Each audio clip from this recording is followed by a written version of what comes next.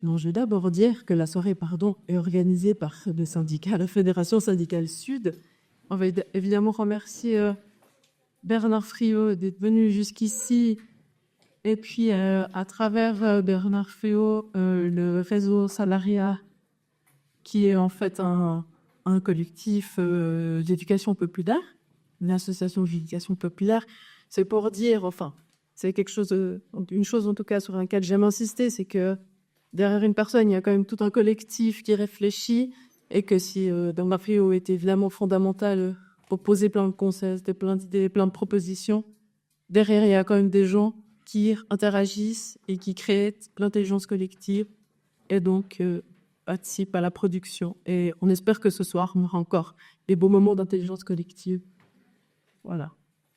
Donc ce soir, il y a Johnson qui va commencer, qui est au secrétariat fédéral de Sud, qui va nous faire une intro rapide sur les questionnements en lien avec la présentation qui va suivre.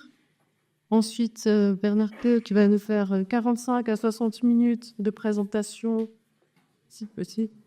On verra du livre qui vient de sortir, Le communisme qui vient. Et ensuite, Christine reprendra la parole pour vous présenter la suite, c'est-à-dire la discussion, comment elle va se dérouler entre Bernard, Jean et la salle. Bonsoir à tous. Alors, bon, m'entendez là-bas, derrière? Super.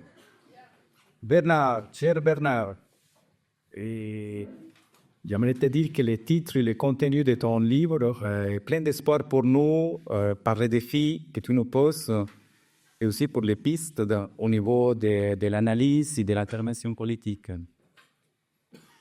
J'ai dit ça dans une société riche comme la Suisse, dont la pauvreté ne cesse pas d'augmenter, où nous assistons au démantèlement du service public et à une agressivité croissante contre les acquis sociaux. Nous nous posons quotidiennement la question par rapport à notre activité syndicale et politique, où il faut placer la bagarre. Dans notre bouquin, dans quelques pistes, où placer la bagarre. Et voilà que les constats, ce qui nous semble la plupart des fois à la défensive, comme tu l'imagines dans la défense des droits, la défense individuelle, la défense collective et aussi la défense du service public est parabolique. Malgré cela, notre action syndicale s'est construite systématiquement avec des convergences comme clé du rapport de force. C'est-à-dire, on essaie de faire alliance avec les autres syndicats pour mobiliser certains sujets. Par exemple, la caisse de pension, pour ne pas citer, qui est une des plus importantes. Et on retient ton idée que la gauche doit placer la bagarre dans la prise de souveraineté du travail.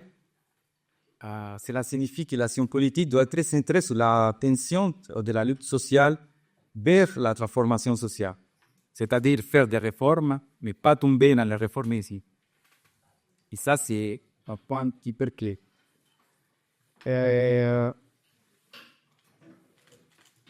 On a l'impression qu'il y a un double mode d'ordre, c'est la guerre contre disons, la révolution en permanence, ça que décide le trotskisme, et aussi l'évolution révolutionnaire. Bref, le communisme vient par la prise de pouvoir citoyen sur le travail, car d'après toi, le monopole du travail, c'est-à-dire le monopole de la production, permet à la bourgeoisie de prendre en otage la société. Nous sommes comme toi, tous révoltés par l'indépendance du travail capitaliste, comme tu le sais, comme tu le signales très bien dans ton bouquin. Les travailleurs capitalistes, ils sont fous de la utilité sociale. Et ce que nous savons tous, c'est que ça nous amène à un désastre anthropologique de notre Terre. Nous n'avons pas une autre planète de recherche. Et si le travail est maîtrisé par les travailleurs, on espère que ça peut garantir la poursuite de notre planète.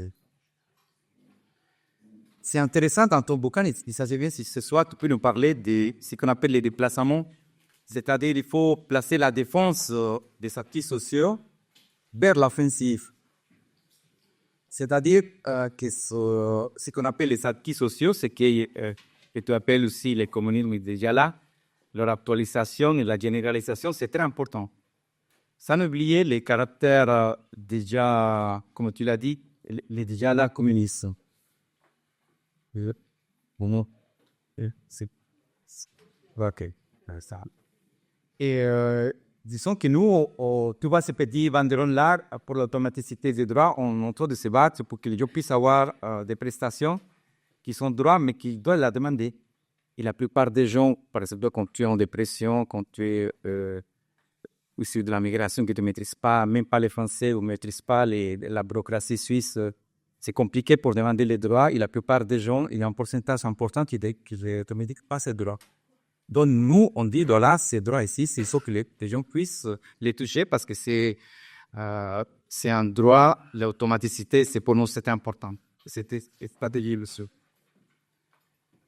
Par rapport à ces déplacements que tu développes dans ton bouquin, le rapport à l'État, c'est important parce que certains de nos collègues de la gauche,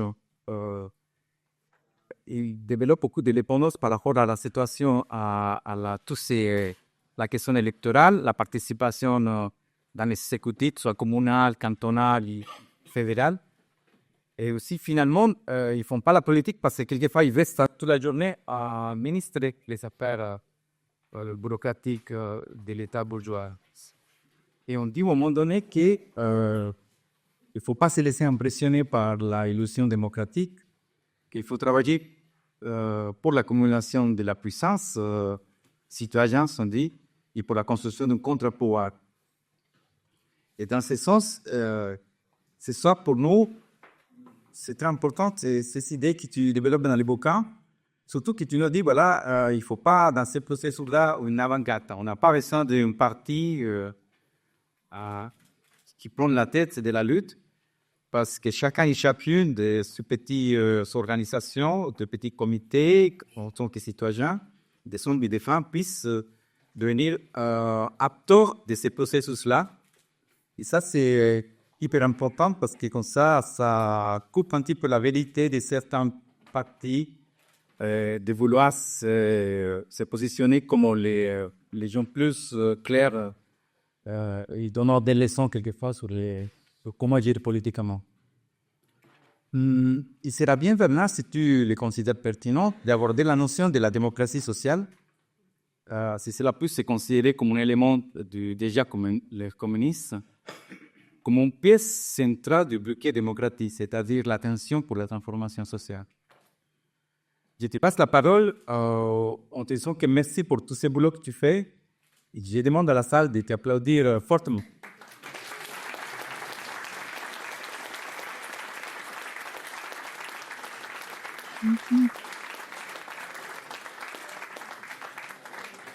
Merci beaucoup, Johnson. Merci à Sud.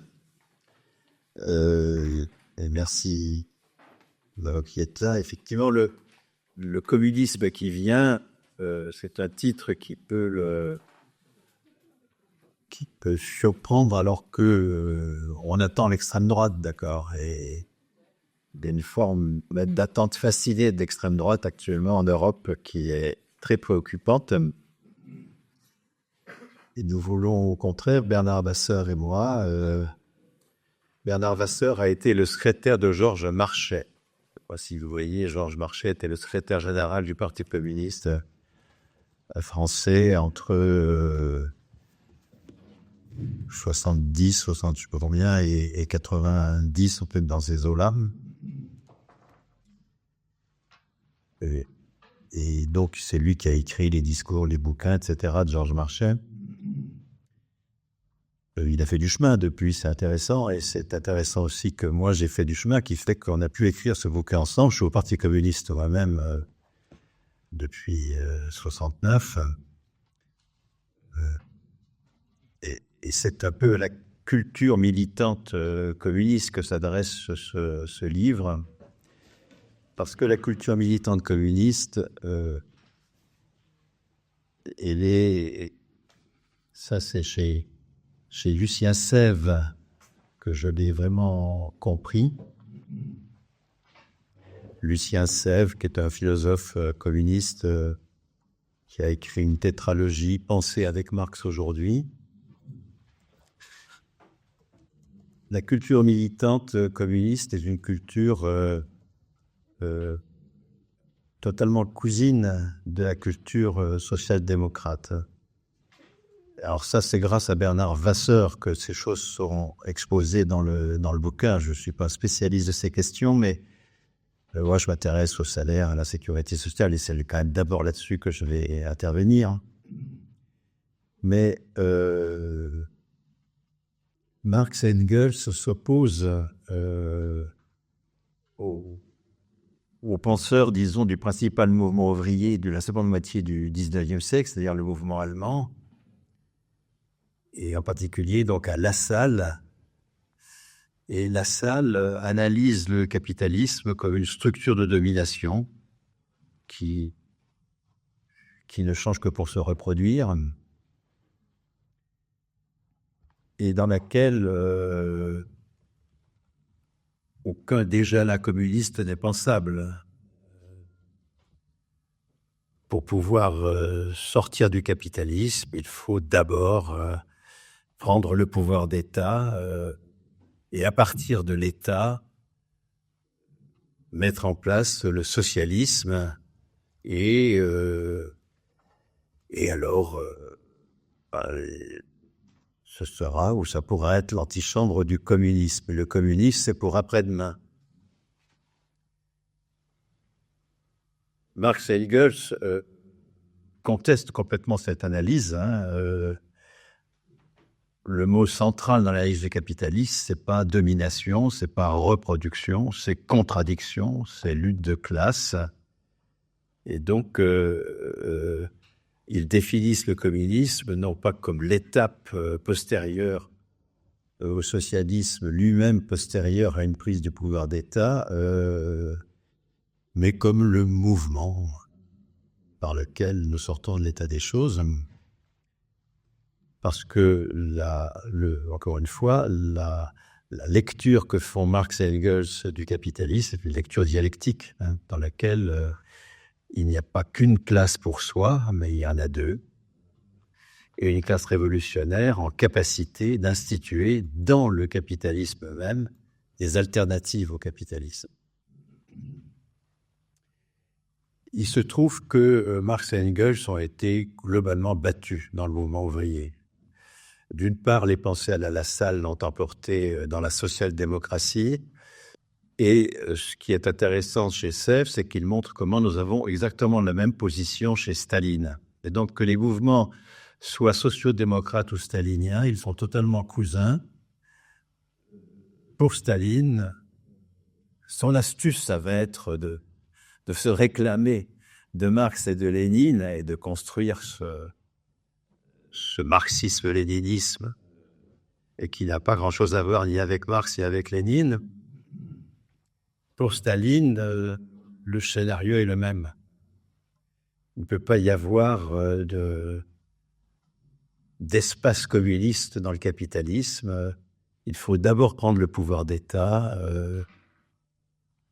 ensuite instituer le socialisme. L'URSS, c'est une union des républiques socialistes, et puis il y aura ensuite le communisme, mais c'est pour après. Le communisme n'était pas du tout au programme des partis communistes, c'était un horizon, mais ce n'était pas du tout un élément du programme. Bernard Vasseur, qui connaît bien les textes de l'ancien secrétaire général du Parti communiste pour les avoir écrits, me dit par exemple que dans le Défi démocratique, un ouvrage qui s'est vendu à 1 200 000 exemplaires, enfin que les communistes ont vendu, que j'ai vendu moi dans mon établissement, etc., il n'y a pas une seule fois le mot communisme. Le candidat communiste à la présidentielle, la dernière présidentielle, redites-moi son prénom, son nom, je suis en train d'oublier, Fabien Roussel, il a eu cette phrase: vous voulez pas que votez communiste, mais votez pour moi. Et c'est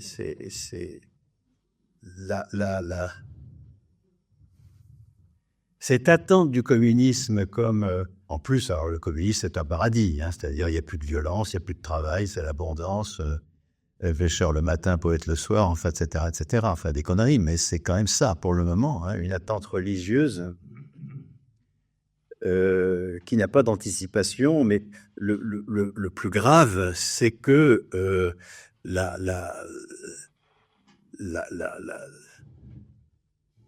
et là, ça rejoint une attitude très fréquente dans les sciences sociales critiques. Les travailleurs sont posés comme des victimes, fondamentalement, hein, des victimes avec lesquelles être solidaire. Et on va défendre des victimes. Moi, longtemps, j'ai défendu des victimes. C'est très intéressant, hein, d'être chercheur en sciences sociales qui dénonce le capitalisme comme générateur de victimes. On fait carrière puisqu'on écrit l'histoire dont la bourgeoisie a besoin.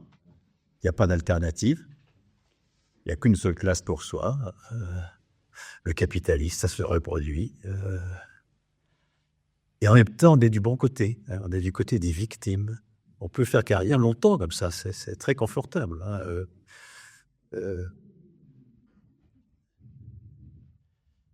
Je suis sorti de cette affaire lorsque je me suis aperçu que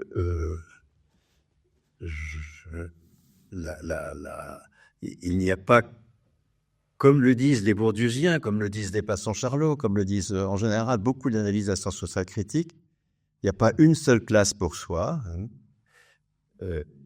Il y a deux classes pour soi. Il y a une classe révolutionnaire qui est en capacité d'instituer, dans le capitalisme même, des alternatives au capitalisme.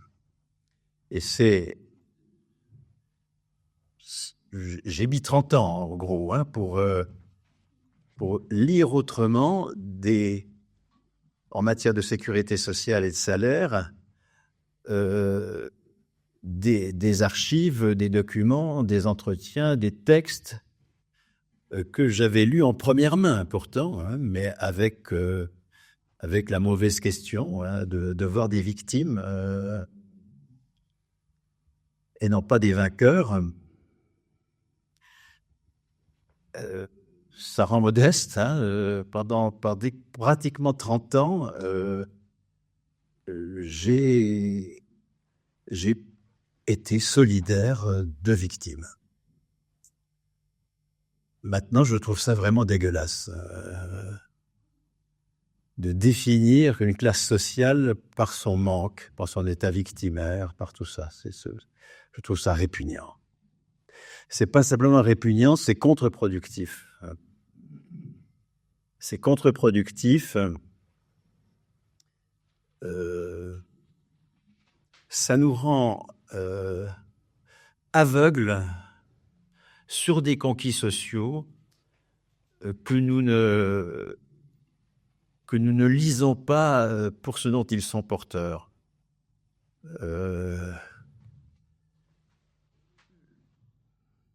Je prends un exemple tout à fait récent, mais il y en aurait des centaines en France.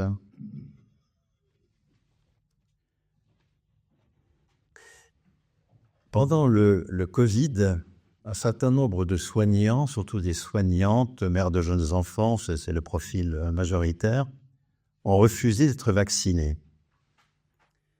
Et en 21, après le premier confinement, un décret ou une mesure, je ne sais plus exactement son caractère réglementaire, a suspendu ces soignants, une quinzaine de milliers, qui étaient des fonctionnaires, puisque la fonction publique était étendue au système hospitalier en France. Elle les a suspendus sans traitement. Alors vous avez eu des protestations de deux types. Une première protestation, enfin c'est inadmissible, il nous manque déjà énormément de soignants et on en supprime 15 000. Et puis une deuxième protestation, c'est quand même inadmissible de laisser sans traitement des gens qui n'ont pas démérité du point de vue professionnel, c'est scandaleux. Aucune protestation sur l'atteinte formidable au statut de la fonction publique. L'article 3 de la loi Le Porce, qui est la loi du statut de la fonction publique de 83, dit « Tout fonctionnaire suspendu conserve son traitement », bien sûr. Puisqu'un fonctionnaire est payé pour la qualification dont il est porteur, pour son grade. Le vocabulaire est militaire parce que c'est né dans la marine au XIXe siècle, mais un fonctionnaire est titulaire de son salaire. C'est pour ça que sa pension, c'est la poursuite de son salaire. Aucun compte n'est tenu des cotisations. Il n'y a d'ailleurs pas de cotisation, il n'y a pas de caisse. La fonction publique d'État, il n'y a aucune caisse de retraite. Le Trésor public continue à payer les fonctionnaires jusqu'à leur mort. C'est un conquis communiste considérable, ça. Le fait que le salaire soit non pas la contrepartie d'un travail subordonné, qu'il soit celui du travail indépendant ou qu'il soit celui du travail employé, mais qu'il soit un attribut de la personne. Comment voulez-vous construire le communisme avec des personnes dont les ressources dépendent du contrat qui passe avec une entreprise? Évidemment qu'ils vont fermer leur gueule. C'est une des grandes raisons de l'échec de l'URSS. La délibération au travail, la capacité de décider au travail n'est possible que par des personnes qui ne tirent pas leur salaire du contrat qu'ils ont passé avec l'entreprise, évidemment. Donc le salaire est un droit politique, c'est un attribut de la personne. Or, c'est le cas des fonctionnaires. Alors, est-ce que les fonctionnaires décident au travail? C'est encore une autre question. Le fait que nous soyons titulaires de notre salaire, c'est une condition nécessaire, mais pas suffisante, évidemment.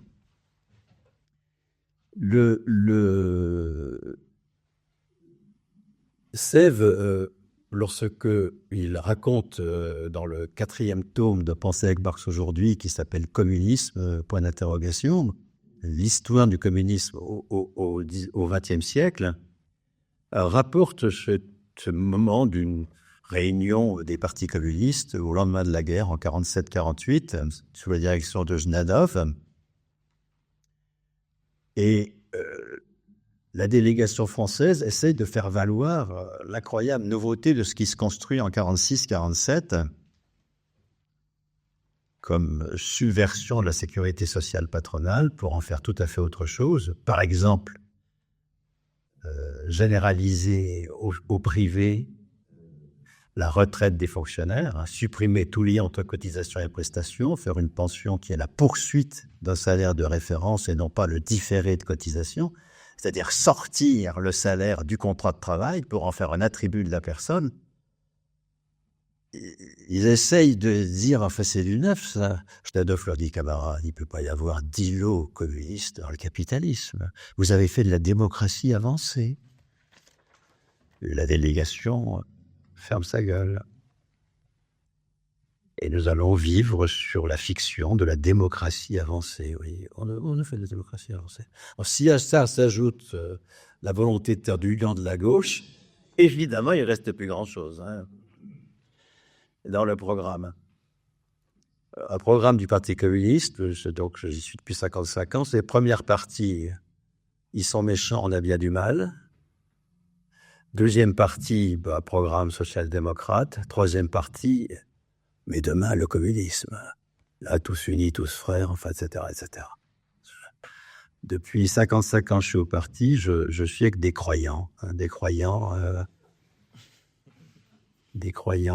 qui attendent le paradis, qui croient au paradis,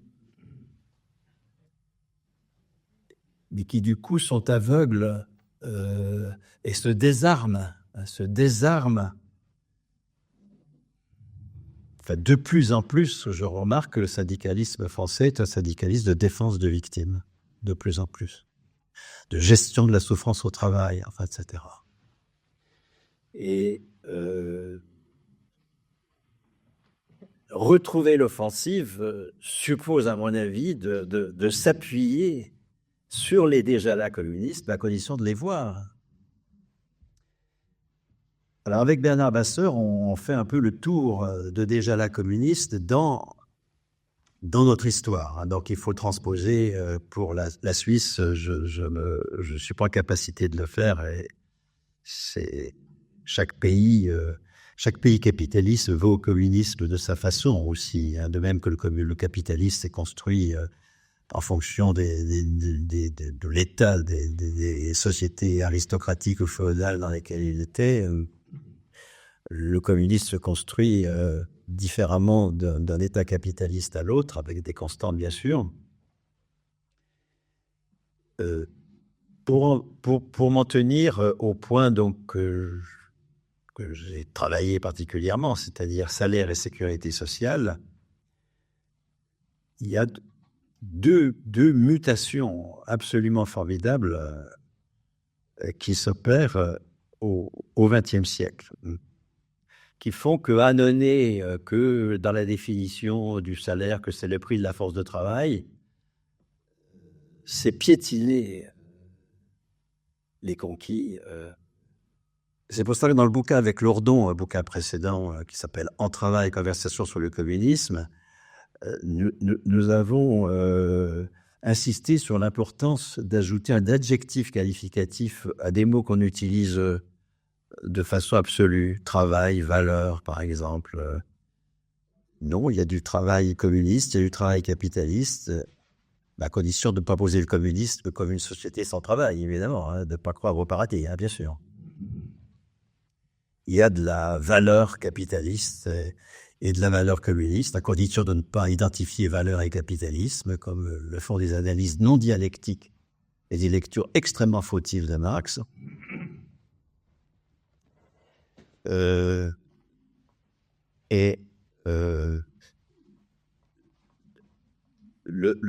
que c'est que le salaire capitaliste? Le salaire capitaliste, c'est sa forme canonique, c'est le bénéfice du travailleur indépendant. Je rappelle que le mot salaire est un mot qui n'existe pas au XIXe siècle, il n'existe que dans la langue savante. Il n'est utilisé jamais. Sauf la langue savante. Bon, Marx étant savant, il utilise le mot. Pour les ouvriers, c'est la paye. Pour les fonctionnaires, c'est le traitement, enfin, etc. C'est le mot salaire est un mot qui n'existe pas dans la langue courante. Et la forme canonique de mise au travail dans le capitalisme, c'est le travail indépendant. C'est le travail indépendant parce que c'est celui qui est à la fois le plus exploitable et le plus aliénable. Exploitable au sens de ponction d'une partie de la valeur produite, bien sûr, aliénable au sens de définition par la bourgeoisie elle-même du contenu et de l'objet du travail. Si vous prenez un paysan pris dans l'agrobusiness, c'est la forme, il est travailleur indépendant, sauf que c'est le prêteur, la banque prêteuse, bailleur, son fournisseur d'intrants et la centrale d'achat du groupe de grande distribution qui lui achète ses produits, qui décide en réalité, qui exploite son travail, c'est-à-dire qu'à travers les prix qu'il lui impose, ponctionne la valeur qu'il produit, et puis qui décide de son travail. Le travail est d'autant plus facilement aliéné et exploité et qu'il est indépendant. Qu'est-ce que lui laissent ces groupes capitalistes, prêteurs, clients et fournisseurs? Le salaire, c'est-à-dire le salaire capitaliste, le prix de sa force de travail. De quoi? Qu'est-ce que c'est que le prix de la force de travail? C'est les besoins dont je suis porteur pour faire une tâche qui met en valeur du capital. Les deux mots étant essentiels, étant besoin et tâche mettant en valeur du capital. C'est ça le prix de la force de travail. Et toute la force d'inscrire les rapports de travail dans le travail indépendant, c'est qu'on les inscrit dans la fiction de l'égalité des parties du droit commercial. Aucun capitaliste n'a intérêt à être employeur, absolument aucun, sauf infraction dominée du capital. Mais le cœur du capitalisme qui se valorise en changeant en permanence, surtout avec la mondialisation financière, les lieux de sa valorisation n'a aucun intérêt à s'engluer sur un territoire pour une production donnée avec s'emmerder avec un collectif de travail à gérer. Aucun. Ça, c'est la fraction dominée du capital qui se charge de cela. Et le grand conquis initial de la CGT naissante, à partir de la fin du XIXe siècle, c'est en 1910 le Code du travail. Ça, c'est Claude Didry, qui, dans l'Institution du travail, a très bien montré cela. Le Code du travail qui oblige les capitalistes à être employeurs. C'est ça le cœur du Code du travail. L'interdiction d'être donneur d'ordre. Le capitalisme du XIXe, c'est un capitaliste de donneur d'ordre qui achète de l'ouvrage fait. Soit des travailleurs indépendants, soit des collectifs dirigés par des marchandeurs. Et obliger les capitalistes à devenir employeurs, c'est évidemment un très grand conquis qui va opérer une première mutation dans le salaire. La convention collective, c'est un conquis, encore une fois, parce que la fiction du droit, de l'égalité et partie du droit commercial saute. Et qu'enfin, d'ailleurs, des univers sociaux entièrement différents, les ingénieurs, les employés, les ouvriers, etc., qui étaient des univers sociaux qui se juxtaposaient, mais qui ne se côtoyaient nullement, font face au même exploiteur qui n'est plus masqué derrière le donneur d'ordre qui achète de l'ouvrage fait, qui n'est plus masqué derrière le droit commercial. Et cette unification des travailleurs va s'opérer autour du salaire. Et c'est là que le mot apparaît, central. Et il apparaît central par la convention collective, et donc une institution qui est déjà anticapitaliste. Le salaire, lorsqu'il devient un outil réellement social utilisé, est anticapitaliste. Alors qu'on en fait le parangon du capitalisme, enfin, etc., etc. Le salaire à la qualification, qu'est-ce qu'il a d'entièrement nouveau par rapport à la rémunération du travailleur indépendant? Vous prenez dans une branche tous les postes que vous classez par niveau de qualification, quel que soit le travail concret qui s'y fait, quelle que soit l'activité qui s'y joue. Et donc, vous allez avoir classé dans la branche, je sais pas quoi, métallurgie ou presse ou n'importe quoi, des postes dont le travail concret est extrêmement différent, dont l'activité est extrêmement différente, dont l'acte de production est extrêmement différent, et qui vont être classés au même niveau de qualification. La qualification, c'est un terme qu'il ne faut pas confondre avec la certification. La certification, c'est ce qui atteste une capacité à faire tel travail concret. Là, on est dans le travail concret sur le poste. La qualification n'a rien à voir. Nous sommes dans le travail abstrait. C'est la contribution du poste à la production de valeur, et non pas à la production de valeur d'usage, qui va décider, à la plus-value près, bien sûr, du salaire. Définir le salaire, non pas à partir de l'activité productive, mais à partir de la qualification du poste de travail, c'est ce qui fait que pendant le confinement, tous les salariés du privé qui avaient un CDI et un salaire respectant la convention collective ont, quoi qu'ils aient fait, eu 84% de leur salaire. Parce que le salaire de la convention collective n'est pas le salaire capitaliste. Ça n'est pas la reconnaissance des besoins dont je suis porteur pour faire tel acte concret qui va être l'occasion de mettre en valeur du capital. Pas du tout. Ce n'est pas le prix de la force de travail, absolument pas. C'est la reconnaissance de la qualification du poste dont je suis titulaire. Je suis payé, non pas pour ce que je fais, mais pour la qualification de mon poste. Pourquoi est-ce que la CGT n'en est pas restée à ce conquis anticapitaliste? Mais parce que les postes, c'est la bourgeoisie capitaliste qui en décide de leur contenu, de leur localisation, de leur titulaire. Toute l'obsession de la CGT a été de faire passer la qualification du poste à la personne. et que ce soit non pas le poste qui soit le titulaire du salaire. Ça, c'est la convention collective. Et donc, l'obsession, c'est d'avoir un contrat de travail. Donc, le chantage à l'emploi, il demeure comme instrument de domestication, d'aliénation et d'exploitation. Il s'agit là de faire passer la qualification du poste à la personne, et ce combat va être largement victorieux.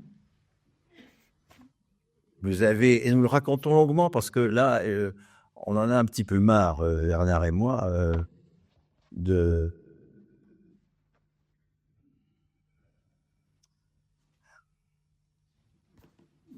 déplacement qui n'est pas fait dans ce que c'est que la conquête de l'État. Évidemment, la social-démocratie, tout comme le stalinisme, puisqu'ils sont fondés sur le préalable qui est la conquête de l'État, vont avoir une dérive que tu as signalée, une dérive électoraliste absolument désastreuse. Et puis, ils vont mettre dans leur... alors là, c'est pas moi qui fais ça, je ne sais pas faire, c'est Bernard Vasseur. Vont mettre dans la lessiveuse de l'union de la gauche tout le combat social. Alors que Marx, qui est une impasse, évidemment, alors que Marx et ça c'est extrêmement fort chez Marx, il dit mais le lieu du pouvoir, ça n'est pas la sphère politique. Le lieu du pouvoir, c'est le despotisme de fabrique. C'est-à-dire un despotisme de fabrique qui fait qu'on peut développer une sphère politique avec des anticapitalistes, la bourgeoisie. Ça ne la dérange pas. Il y a une gauche anticapitaliste au Parlement. Le mieux, si elle n'est pas très nombreuse, mais enfin, dès lors que le despotisme de la fabrique demeure, Marx nous dit que le cœur de la politique, le cœur du conflit de classe et le cœur du pouvoir, c'est le lieu de travail.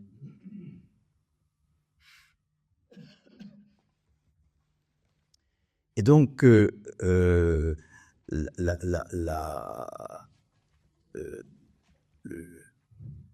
les conquis sur le salaire, ce n'est pas d'abord des conquis sur le niveau de salaire, ce n'est pas des conquis sur le pouvoir d'achat. Il ne faut pas négliger l'importance de ces conquis, ce n'est pas ça.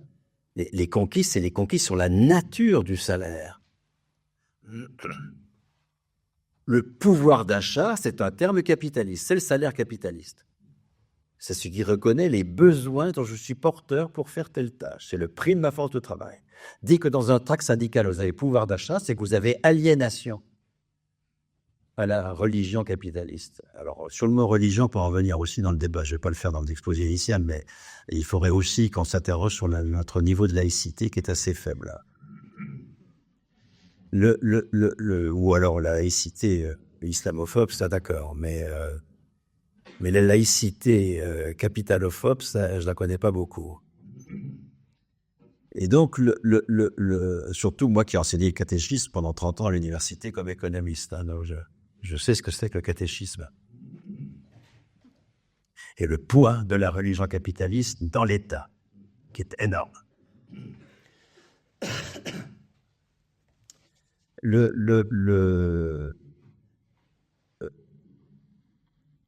suivi du sociologue, c'est entre autres pour échapper à ce truc-là, mais pour tomber dans la solidarité avec les victimes, ce qui n'est pas mieux d'ailleurs. Donc c'est pas bon non plus. Il y a beaucoup à faire pour sortir l'université de la merde, l'idéologie. Ma petite polémique sans doute inutile fait que j'ai oublié ce que j'étais en train de dire. C'était sur quoi je causais. Du salaire. Les pouvoirs d'achat, c'est une définition capitaliste. Le fait le salaire, c'est pas d'abord un instrument de pouvoir d'achat, c'est un instrument de pouvoir. C'est ça la question, de pouvoir sur le travail. Lorsque la CGT mène en parallèle, je dirais, et la convention collective et le statut de la fonction publique, de quoi s'agit-il? Et c'est là où je faisais allusion à notre histoire sur notre agacement devant la conquête du pouvoir d'État. Il faut conquérir le pouvoir d'État, c'est absolument fondamental. Mais il faut conquérir le pouvoir d'État, non pas par une victoire électorale qui nous permettra de faire du socialisme, ça c'est de la blague. Il faut conquérir le pouvoir d'État en supprimant l'appareil d'État dans l'État. C'est tout à fait autre chose. Et là, l'histoire du statut de la fonction publique est une histoire particulièrement intéressante. Parce que, qu'est-ce que Marx appelle le dépérissement de l'État? C'est pas la fin de l'État. Nous avons absolument besoin de fonctions collectives, macro-sociales, ayant force de loi, ce qu'on appelle l'État. Sauf à rêver le paradis sur Terre, enfin bon, des conneries. Le communisme, c'est pas le paradis sur Terre. C'est un mode de production que c'est le capitalisme, puis il y en aura encore d'autres, évidemment. C'est pas la fin de l'histoire, Dieu merci. Le dépérissement de l'État, c'est le fait que toutes ces fonctions collectives sont assurées par les citoyens et pas par un appareil d'État. Et c'est là que tout l'intérêt de deux choses sur lesquelles on insiste. La gestion du régime général, la façon dont les communistes subvertissent la sécurité sociale patronale en 1946, et d'autre part, le conquis du statut de la fonction publique. La fonction publique moderne, elle naît en gros au début du XIXe siècle avec Napoléon Ier. Et elle est centrée sur le serment à l'empereur. Un fonctionnaire, c'est d'abord celui qui passe serment à l'empereur. C'est ça sa définition première. Et dès le départ, les associations, puisque le syndicalisme, qui n'existe pas encore au demeurant, mais qui sera interdit après 1864, lorsque le syndicalisme devient possible en France, dans la fonction publique, les associations de fonctionnaires se battent contre ce serment à l'empereur, au nom des missions de service public dont elles s'estiment porteuses. Et cette bagarre qu'on résume dans le bouquin va durer un siècle et demi.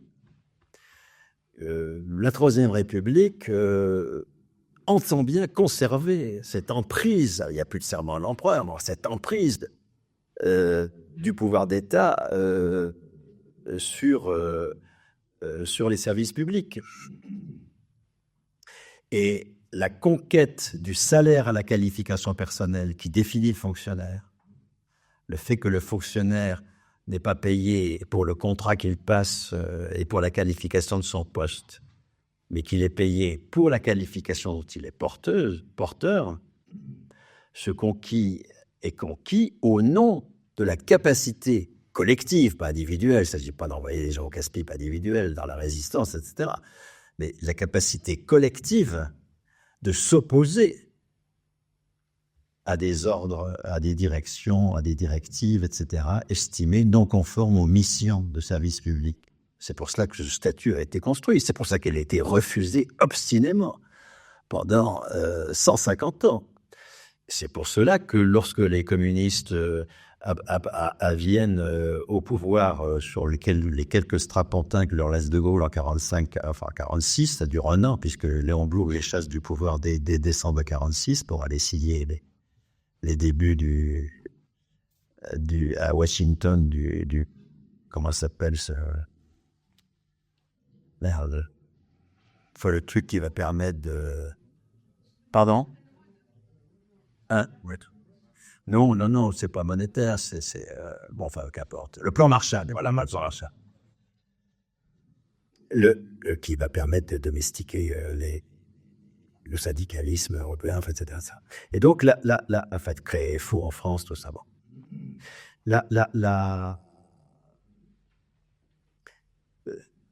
Enfin, ce statut est créé, et c'est pour cela que, évidemment, tout fonctionnaire suspendu, parce qu'il peut y avoir suspension, conserve son salaire, bien sûr. Ça fait partie du cœur de la fonction publique.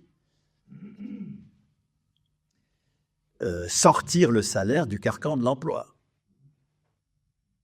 Vous avez l'infra-emploi. L'infra-emploi, c'est les travailleurs indépendants, et c'est tous les travailleurs employés qui que le patronat emploie sans respect de la convention collective, parce que c'est des CDD de mission, d'accord? Donc on est toujours payé à la tâche, d'accord? Les mesures jeunes en France, je ne sais pas ce que vous avez vous comme avatar du truc, mais l'intérim, enfin toute une série de dispositifs dans lesquels le retour au salaire capitaliste, c'est-à-dire le paiement à l'acte, hein, y compris quand il est horaire, hein, peu importe, c'est le paiement pour la tâche que je fais, que sa mesure soit à l'acte ou horaire, ça ne change rien.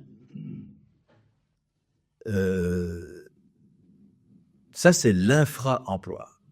L'emploi, c'est lorsque, c'est pas toute situation de travail, l'emploi, c'est lorsque le poste de travail est le support de droits qui s'imposent à l'employeur. Un droit au salaire, à la qualification du poste, un droit à la cotisation au régime de sécurité sociale et un droit au respect des règles du Code du travail.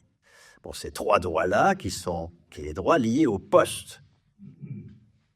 Mais le conquis proprement communiste, cette fois-ci, le déjà là communiste, parce qu'encore une fois, là, nous sommes encore sous la dépendance du poste de travail, le conquis proprement communiste, c'est l'au-delà de l'emploi. C'est l'au-delà de l'emploi, c'est-à-dire le salaire à la qualification personnelle.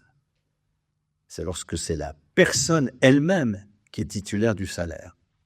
Alors, c'est le cas des fonctionnaires, mais en 1946, les quelques ministres communistes qui sont au gouvernement vont étendre considérablement cette situation. Un, la reconnaître dans le statut, bon, ça c'est octobre 1946, mais deux, l'étendre. Le cœur de la sécurité sociale en France en 1945, parce que la sécurité sociale est pléthorique, hein, vous avez en 1945 1000 caisses de sécurité sociale en France avec 70 000 salariés qui gèrent les cotisations et les prestations. C'est une énorme institution patronale créée entre 1880 et 1940, en gros. Je le signale, enfin, vous ne serez pas victime de ce genre de choses, mais s'annonce, puisque nous sommes les années 20 et 25, enfin 10 et 5 sont des années catastrophiques en France où on fête régulièrement les 75 ans, les 80 ans de la Sécu, enfin tout ça. Donc 2025, nous allons être affligés de la célébration des 80 ans de la Sécu, alors qu'en 45, rien ne se crée, absolument rien. Tout existe. Le cœur de la Sécu, ce sont les allocations familiales. Les allocations familiales, elles ont été créées par le patronat comme instrument de lutte contre la hausse des salaires. Et elles sont apparues dans la fonction publique à la fin du XIXe siècle parce que les fonctionnaires étaient les seuls travailleurs pour lesquels il y avait un débat public sur le salaire, enfin, qui s'appelait traitement. Il n'y a aucun... Les conventions collectives, ça démarre en 19, c'est quand même beaucoup plus tardif. Il n'y a pas de débat public sur le salaire dans le privé. Le débat public concerne les fonctionnaires et lors de la discussion annuelle de la loi de finances, l'obsession des députés, c'est comment ne pas augmenter les salaires des faux, etc. Et la solution trouvée, c'est de créer un supplément familial, c'est-à-dire de réserver la hausse des salaires aux fonctionnaires qui ont au moins 2 enfants. C'est un instrument de lutte contre la hausse générale qui va être dénoncé comme tel par les associations de fonctionnaires qui sont vent debout contre le supplément familial. Pourquoi est-ce que c'est ça qui va être utilisé comme arme de guerre contre la hausse des salaires? Et parce que nous sommes encore à la fin des années 90, enfin à la fin du 19e siècle, sous le choc de la défaite de 70, qui est un traumatisme national en France inouï. Hein. Il a fallu qu'on invente des vaincus magnifiques. On va inventer Vercingétorix chez les laïcs, et puis on va inventer Jeanne d'Arc chez les cathos. Ces inventions-là, c'est pour essayer de se consoler d'une défaite qui a été un traumatisme absolu. La défaite de 70, et alors il se trouve juste des économistes pour proposer une interprétation à la con, hein, ça que ça sert ce métier, qui le disent, ah mais on a été vaincu par des hordes barbares parce qu'on est en déclin démographique, on fait pas assez de gamins, faut faire des gamins, enfin etc. Vous avez à partir de 1875, 1880 en France, toute une popularisation, une dénonciation du malthusianisme, une popularisation des tests familialistes. Et l'association parlementaire qui est la plus vivace à cette époque-là, elle est dirigée par un abbé, d'ailleurs l'abbé Lemire du Nord, c'est l'association familialiste. Et Lemire et ses collègues vont convaincre les députés que pour éviter la hausse des salaires générales, eh bien, mettons en avant les besoins démographiques du pays. Et c'est pour ça qu'il n'y a jamais d'allocation familiale au premier enfant, puisqu'il faut être 2 pour faire des gamins, encore jusqu'à nouvel ordre. Donc, c'est au 2e enfant seulement que les allocations familiales sont là. Et lorsque, en 1932,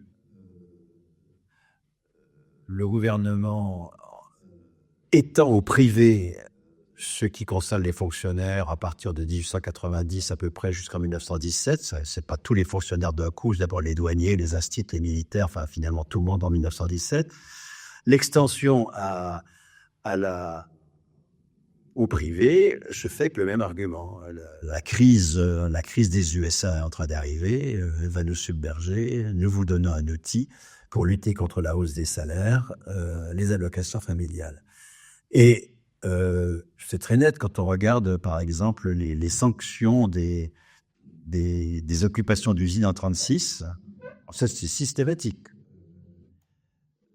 Dans une boîte où il y avait une revendication de hausse de 30% des salaires, la fin d'occupation d'usine, à part une sanction qui s'imposait aux employeurs et aux syndicats, ce sera 15% de hausse. Et puis 15 points de cotisation patronale aux allocations familiales. Si c'est 20%, ce sera 10-10. 10% de hausse. Et puis 10 points. Lorsque Croizat arrive au pouvoir, pour la sécurité sociale, donc en 1945, vous avez le taux de cotisation aux allocations familiales d'une entreprise à l'autre varie de 4%, qui est le minimum légal depuis 1932, à 17% de salaire brut, selon la combativité dans la boîte. Les taux varient complètement selon la combativité. C'est une arme de lutte contre la hausse des salaires, extrêmement combattue par la CGTU en particulier. Et en plus, pour pouvoir y avoir droit, il faut être sur son poste de travail. Un salarié qui est en congé maladie, en invalidité, en retraite, changer d'enfant, pas d'alloc. Il faut être sur son poste. Bien, c'est le cœur de la Sécu. 55% des prestations sociales en 1945, Sécu, institution omniprésente en 1945. Aucune création. L'invention de la naissance de la Sécu en 1945 a un objet, ou en tout cas un résultat, qui est de nier 1946. Alors que tout se passe en 1946, qu'est-ce qui se passe en 1946? C'est la subversion de cette sécurité sociale patronale omniprésente. Et cette subversion en matière d'allocation familiale, elle est incroyable. Croizat supprime tout lien entre emploi et prestations familiales. Dès lors qu'on est parent, on a droit aux prestations, et les pose comme du salaire, indexé sur le taux horaire, puisqu'à l'époque, les ouvriers sont pas encore mensuels. La mensualisation, ça date de 68, ils sont payés à l'heure. C'est pour 2 enfants, 225 heures par mois de l'ouvrier spécialisé de la métallurgie, c'est-à-dire que les parents gagnent plus que les OS. Et chaque fois que le taux horaire des OS augmente, les allocations familiales augmentent. Dès 1947, quand on regarde les statistiques des revenus des familles ouvrières, les familles ouvrières ont en moyenne 3 enfants, et dès 1947, la moitié du salaire ouvrier, c'est quelque chose qui n'a rien à voir avec le contrat de travail. C'est un attribut de la personne. C'est du salaire, attribut de la personne. Statut de la fonction publique, salaire comme attribut de la personne. Création du statut sur le modèle de la fonction publique par un autre ministre communiste, Marcel Paul, à la production industrielle, statut de l'EDF, GDF, à SNCF, RATP, en fait, etc., etc. Copié complètement sur la fonction publique. C'est-à-dire, ce n'est pas le poste de travail qui décide du salaire, ce n'est pas le contrat de travail, c'est la qualification de la personne. Avec... Aujourd'hui encore, d'ailleurs, le vocabulaire est resté. Marcel Paul, ministre communiste de la production industrielle, qui crée le statut de l'EDF-GDF, des électriciens et gaziers, désigne la retraite comme le salaire d'inactivité de service. Aujourd'hui encore, on parle de salaire et de service à l'EDF, GDF. Enfin, la GDF a disparu et l'EDF a été privatisé largement. Mais cette extension-là est tout à fait considérable. Ensuite, salaire des parents. Et puis, transposition pour les retraités du régime général, donc du privé, des retraites de la fonction publique. C'est-à-dire, non pas contrepartie des cotisations, aucun compte n'est tenu des cotisations de carrière, absolument aucun, dans le calcul de la pension, absolument aucun. C'est la poursuite d'un salaire de référence, celui des 10 dernières années sous Croizat, mais l'ambition était d'arriver aux 6 derniers mois, comme dans la fonction publique, où c'est les 6 derniers mois en moyenne. Vous avez là une extension formidable du salaire comme attribut de la personne et non pas comme contrepartie d'un contrat de travail.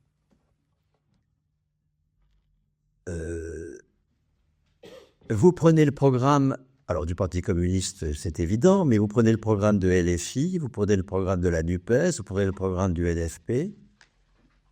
Quelle est la proposition? Nous allons garantir la pérennité du salaire par la pérennité du contrat. Proposition LFI, quelqu'un qui n'aura pas de contrat avec une entreprise privée, une collectivité publique, devra lui proposer un contrat de travail. Nous sommes c'est l'État employeur en dernier ressort, c'est comme ça que c'est présenté publiquement. Sécurité, emploi, formation du Parti communiste, quelqu'un qui n'a pas un contrat de travail aura un contrat de formation avec maintien de son salaire pendant la formation. Il s'agit toujours de fonder le salaire sur le contrat. C'est à ça qu'aboutit la culture du communisme pour après-demain. La cécité sur les déjà-là communistes. L'incapacité, lorsque Macron suspend le salaire des soignantes suspendues, à y voir une mise en cause, mais décisive, du statut de la fonction publique. L'incapacité, lorsque Rocard crée la CSG en 89-90 pour financer les allocations familiales en disant « mais enfin, les parents n'ont pas d'emploi, ils n'ont pas droit au salaire. » Mais les parents sont victimes du coût de l'enfant. C'est là qu'on a introduit cette notion du coût de l'enfant. Mais il faut être solidaire des victimes du coût de l'enfant. Donc j'invente un impôt de solidarité, la CSG. Je remets le salaire dans les rails, dans le carcan de l'emploi. J'en finis avec le salaire comme attribut de la personne. Aucune protestation. La question, c'est est-ce que le pouvoir d'achat des allocations familiales va rester le même? Question dont je ne nie pas la légitimité. Mais cette obsession de raisonner en termes de répartition de la valeur et non pas en termes de qui décide de la valeur. Accepter que la valeur, c'est pas nous, mais qu'on va conquérir une meilleure répartition de la valeur. C'est-à-dire accepter le monopole de la bourgeoisie qui fait qu'elle tient en otage la société, comme tu as rappelé ce que nous disons dans le bouquin, puisqu'elle a le monopole sur le travail. La source de la puissance de classe, c'est pas le pouvoir sur l'argent. Prenons le pouvoir sur l'argent. Piketty a fait 1 siècle de statistiques fiscales mondiales, d'accord, pour montrer que ça sert à rien. Pour conclure, vive l'impôt, d'accord. Ça fait partie de l'aliénation de mes collègues, d'accord. De démontrer que ça sert à rien pour dire que c'est quand même un bon outil. Mais enfin bon, ça c'est... Regardez comment la gauche, son premier truc, c'est on va faire une bonne fiscalité. Son premier truc. Premier projet, bonne fiscalité. Prendre l'argent là où il est.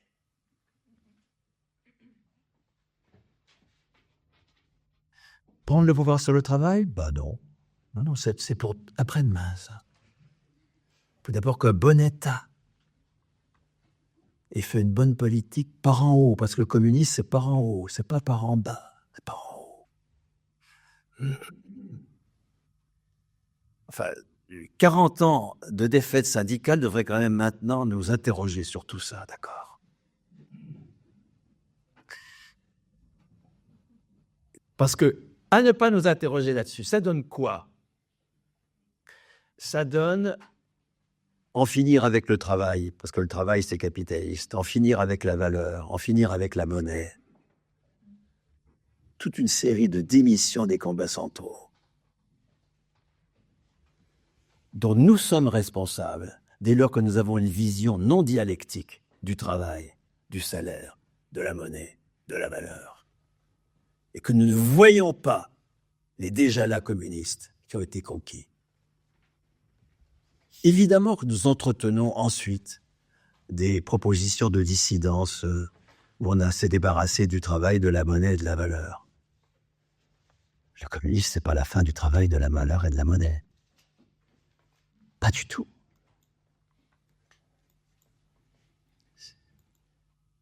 C'est le fait de faire advenir un travail communiste, c'est-à-dire un travail décidé par les intéressés eux-mêmes. C'est le fait d'une société sans classe, c'est-à-dire dans lequel la production n'est pas le fait d'une classe sociale, n'est pas le monopole d'une classe sociale. Et pour que ce monopole soit brisé, encore faut-il que le chantage à l'emploi disparaisse. Tant que nos ressources dépendent du contrat que nous passons avec une entreprise, évidemment que nous ne pourrons pas être souverains sur le travail. Encore une fois, condition nécessaire n'est pas suffisante. Justement, je vais terminer là-dessus. Ce topo initial. À propos de notre lassitude devant le discours sur l'État. Là encore, ce discours complètement monolithique sur l'État aboutit à des propositions d'une société sans État, enfin tous les trucs qui sont encore une fois des démissions collectives, mais que nous générons par notre vision non dialectique des choses, qui font qu'on va assimiler valeur, travail, monnaie, État, etc. au capitalisme. Faute d'avoir vu la capacité d'une classe révolutionnaire à instituer valeur, État, monnaie, travail, communiste. Prémisse de l'État communisme, cet immense conquis qu'en 1946, la gestion du régime général par les travailleurs eux-mêmes. Et vous savez, c'est pas du tout évident, hein.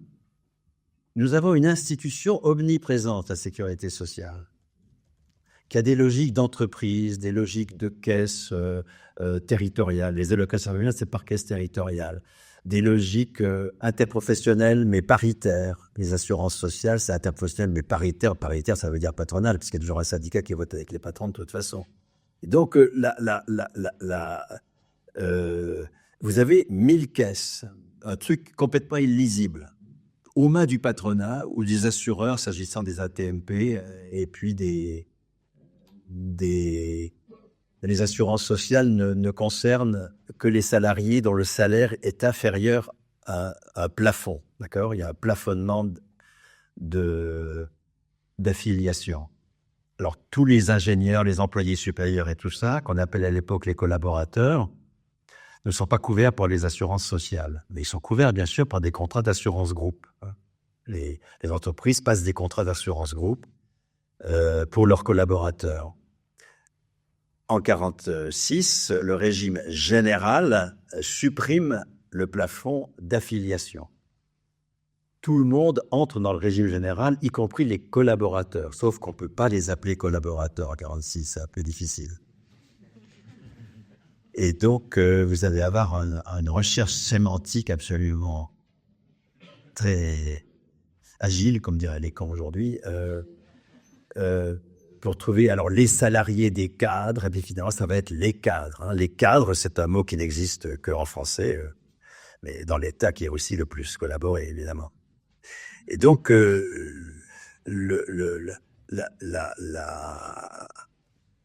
régime général, hélas, va transformer le plafond d'affiliation en plafond de cotisation. La CGT se barre. Ça, c'est une défaite de la CGT. Elle se bat considérablement pour refuser le plafond de cotisation. Vous voyez comment le plafond de cotisation va être un outil patronal. Dès lors qu'il y a plafond de cotisation, il y a aussi plafond des prestations. Et donc, la pension de retraite, elle est plafonnée. Et donc, les cadres qui ont un salaire très supérieur au plafond de cotisation, ils vont avoir une pension de retraite extrêmement faible par rapport à leur salaire. Et donc, c'est l'outil que va utiliser le patronat en 1947 pour créer le régime complémentaire de retraite, qui lui va être un régime patronal. J'ai cotisé, j'ai droit. On va prendre toutes les cotisations de carrière des cadres et calculer leur pension en fonction de la somme actualisée de leur cotisation. Logique capitaliste de la pension. Logique capitaliste, je n'ai pas droit au salaire quand je ne suis pas dans la subordination. Le salaire, c'est le prix de la subordination. Mais si, dans les premiers niveaux de formation syndicale, on annonce que le salaire, c'est le prix de la subordination, évidemment qu'on ne peut pas sortir du truc. Et donc, le régime général de sécurité sociale, il va unifier massivement. Dès 1947, c'est le tiers de la masse salariale. Dès 1947, donc dès l'année suivante. Et au début des années 60, quand De Gaulle, revenu au pouvoir, va attaquer tout ça et supprimer la gestion ouvrière, etc., c'est plus que le budget de l'État.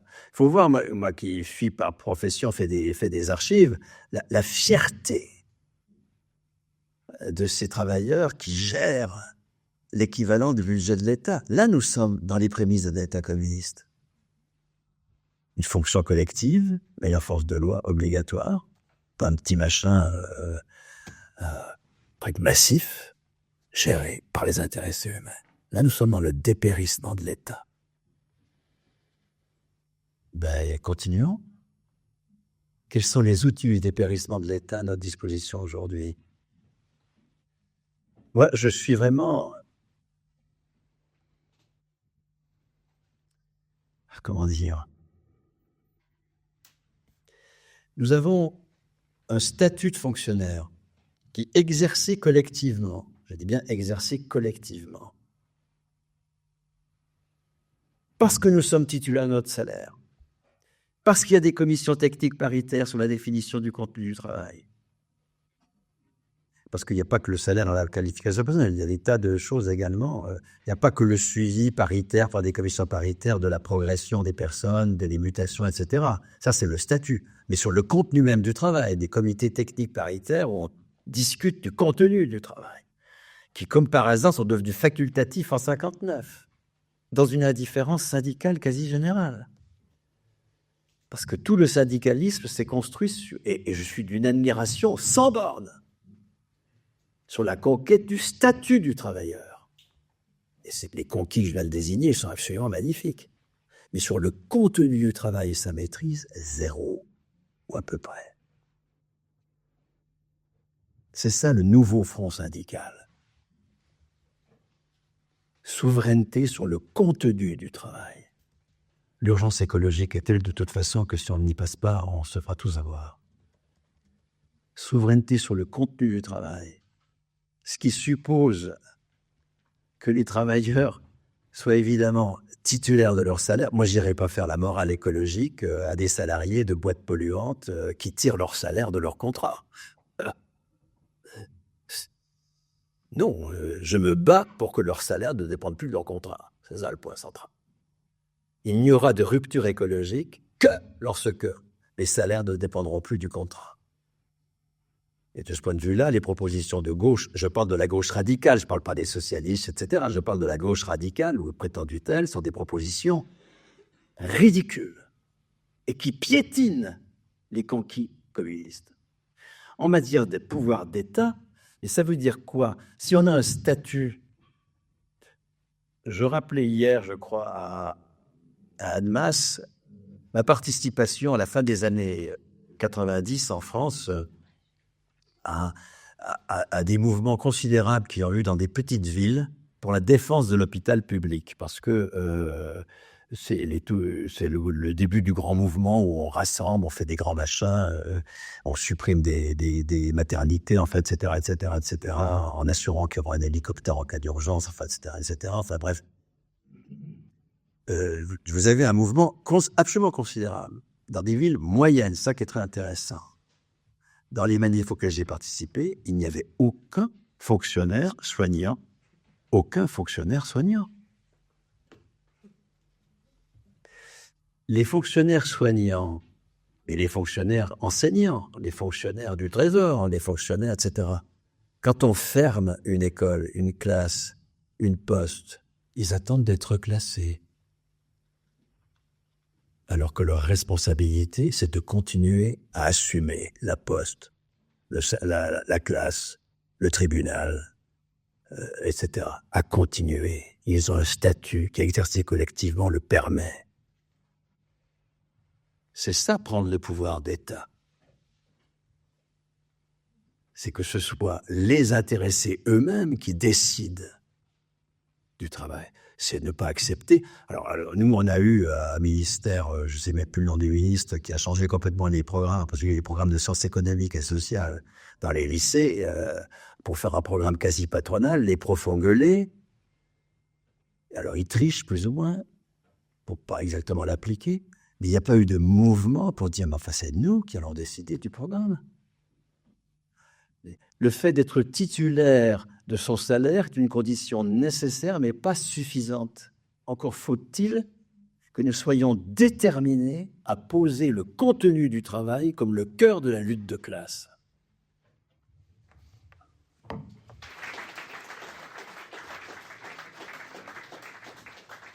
Je vais essayer de ne pas faire une question, quelle est la question, mais j'aimerais bien juste contextualiser quelques instants. Disons, moi, je vous ai trouvé un petit peu difficile avec le programme de l'AFI. Déjà, dans un sens, parce que c'est un programme, disons, de rupture qui a pour vocation à être électoraliste. Donc, fondamentalement, le projet, c'est de rassurer les gens et de demander à ces gens, au maximum de personnes, de voter pour. Et il a été plébiscité par 160 chercheurs et économistes, dont un prix Nobel d'économie. Et le deuxième point, c'est aussi que, fondamentalement, je ne pense pas qu'un programme électoraliste ait la même vocation que, par exemple, un syndicat qui a pour vocation de reprendre en main les moyens de production. Et donc, aussi, quand vous parlez du déjà-là communiste, moi, actuellement, je vois surtout un déjà-là fasciste, un déjà-là surtout très néolibéral. Et donc, du coup, ma question, ce serait... déjà, quels sont les indicateurs qui vous permettent de voir justement ce déjà-là communiste que j'adorerais voir en place, ça c'est sûr, mais qu'on ne peut peut-être pas forcément demander à un programme qui est fondamentalement, j'ai l'impression, éco-socialiste. Et aussi, qu'est-ce qui vous fait penser que les propositions que vous faites, qui sont certes beaucoup plus radicales, pourraient permettre donc au programme de la France Insoumise, qui a vocation d'être électoraliste, d'avoir plus de chances de faire ce qu'il est censé faire, c'est-à-dire gagner les élections. Voilà, merci. Moi, il y a un truc que je comprends pas, bonjour monsieur, c'est que j'ai l'impression que vous désincarnez un peu la valeur travail actuelle de peur qu'elle soit prise dans le profit, parce que le profit est générateur de mort. Et comme vous dites maintenant, la valeur travail doit être détachée du profit, on dirait que c'est pour se prévenir du profit. Hein. Je n'ai pas très bien compris, mais peut-être qu'on prend l'exemple des infirmières. Je ne suis pas de ceux-là, mais disons que pendant le Covid, là, vous dites, les employés, quand une crèche ferme, ils ne vont pas se battre pour leur travail. Ce n'est pas vrai. Dans beaucoup d'endroits, les travailleuses se sont battues. Les infirmières, pendant le Covid, elles ont presque refusé certaines récompenses ou certaines valorisations. Elles se sont battues pour leur valeur d'usage. Et la valeur d'usage, j'aimerais que vous fassiez la différence entre valeur d'usage et la valeur travail. Parce qu'effectivement, on est travailleurs, on est aussi en création de valeur d'usage. Et ces valeurs d'usage, moi, je n'ai pas peur, dans le système capitaliste, de dire que l'humain professionnel, il est capable lui-même de le maîtriser et d'en faire quelque chose d'autre que du profit. Le problème, c'est que LFI, mais pas que LFI, les partis, disons, populaires, sont consacrés à gagner les élections. C'est bien ça la question. Tant que ce sera ça, c'est foutu, nous.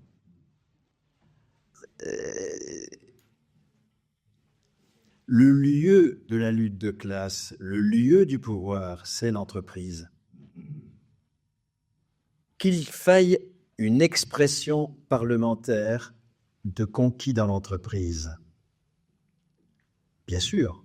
Et qu'à ce moment-là, l'union de la gauche, les partis politiques, les parlementaires, tout ça, soit absolument indispensable. Tout ce que j'ai dit sur 46 aurait été très difficile sans milice communiste au gouvernement, c'est évident. Donc, je ne disqualifie pas les luttes électorales. Mais des luttes électorales qui ne viennent pas sanctionner une mobilisation sur les lieux de travail ne servent à rien. Non seulement elles ne servent à rien, mais elles démobilisent parce que, comme vous l'avez dit, on est obligé de faire un programme un peu attrape-tout. Et que du coup, les mesures qui seraient des mesures de prise de pouvoir sur le travail disparaissent. Et donc,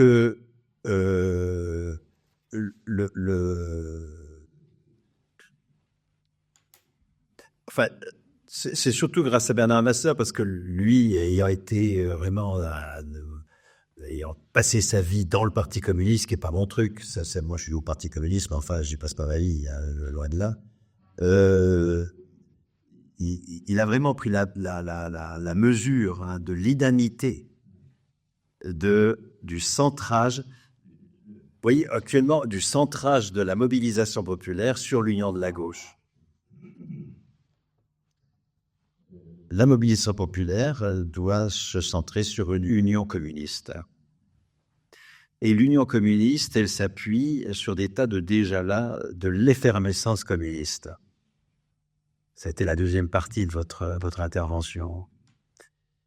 Cette effervescence communiste, elle est tout à fait considérable aujourd'hui. Je compare ma génération et les gens qui ont aujourd'hui entre 20 et 40 ans. Vous avez aujourd'hui un refus de produire pour le capital qui n'a jamais été aussi grand qu'auparavant. Vous avez une dissidence vis-à-vis du travail capitaliste qui est tout à fait considérable. Cette dissidence, elle s'exprime dans l'exit, pour l'essentiel. Des travailleurs ne rentrent pas dans les grosses boîtes, etc., parce qu'ils ne veulent pas produire de la merde pour le capital. C'est tout à fait nouveau, ça, comme situation. Quelle est la responsabilité, cette fois-ci, du mouvement communiste ? Parce qu'il est porteur et des partis dans ce mouvement. Il y a une responsabilité. Parce qu'ils sont porteurs de conquis macro-sociaux. C'est de sortir de la marge ces dissidents.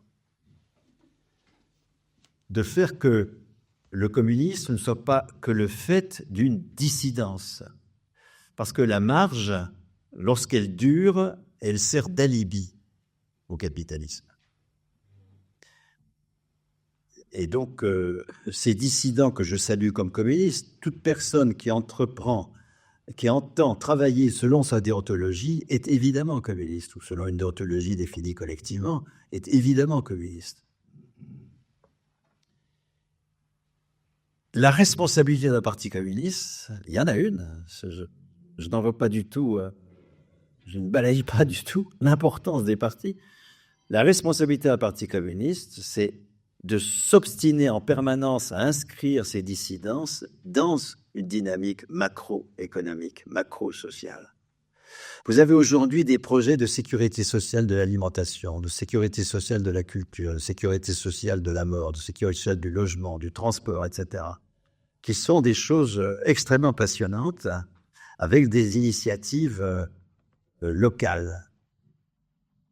Sur un ministère de l'alimentation, il y en a 2 à Genève, par exemple, etc. Bien. Le rôle de parti communiste, c'est pas de dire bon, tout ça, c'est pas dans mon programme. Non, c'est de travailler à la mise en lien et à la production de propositions macro qui s'inspirent de Desjardins. Comme Desjardins communiste en matière de sécurité sociale, vous avez la mise en sécurité sociale du soin dans les années 60 en France. D'ailleurs, sur ce modèle de la mise en sécurité sociale du soin dans les années de la production de soins dans les années 60 que les initiatives actuelles de sécurité sociale de l'alimentation, par exemple, qui est la plus répandue, la plus populaire pour le moment, transpose. Qu'est-ce qui se passe dans les années 60 ? Jusque-là, aussi bien les soins hospitaliers que les soins ambulatoires, c'était 0. Pour les soins ambulatoires, parce que contre les assurances de 1930, les soignants libéraux, qu'ils soient infirmiers, kinés ou médecins, ont constitué des syndicats. C'est là que le syndicalisme des professionnels libéraux de santé se construit, pour refuser le conventionnement avec l'assurance maladie, un conventionnement qui supposait le respect de tarifs négociés avec l'assurance maladie, au nom de la liberté des tarifs. Donc, du coup, ils ne sont pas remboursés puisqu'ils n'ont pas passé les conventions.